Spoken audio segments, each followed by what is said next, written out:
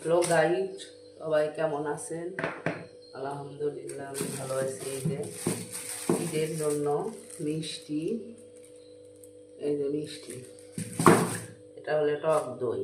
এই যে টক দই রোস্ট আর কোরমা বানানোর জন্য খাসি কোরমা। এই যে একটা হাঁড়ির মিষ্টি দই, এই যে একটা দই, এগুলো বের করেছি। বগুড়াতে দই ছাড়া কি চলে? বগুড়ার মানুষ দই মিষ্টি বিখ্যাত, এটা খেতেই হবে যে কোনো অনুষ্ঠানে। সবাই ভালো থাকবেন, আল্লাহ হাফেজ, ঈদ মোবারক। হ্যালো গাইড, সবাই কেমন আছেন? আলহামদুলিল্লাহ আমি ভালো আছি।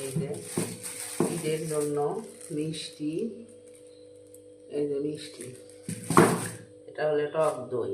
এই যে টক দই রোস্ট আর কোরমা বানানোর জন্য খাসি কোরমা। এই যে একটা হাঁড়ির মিষ্টি দই, এই যে একটা দই, এগুলো বের করেছি। বগুড়াতে দই ছাড়া কি চলে? বগুড়ার মানুষ দই মিষ্টি বিখ্যাত, এটা খেতেই হবে যে কোনো অনুষ্ঠানে। সবাই ভালো থাকবেন, আল্লাহ হাফেজ, ঈদ মোবারক।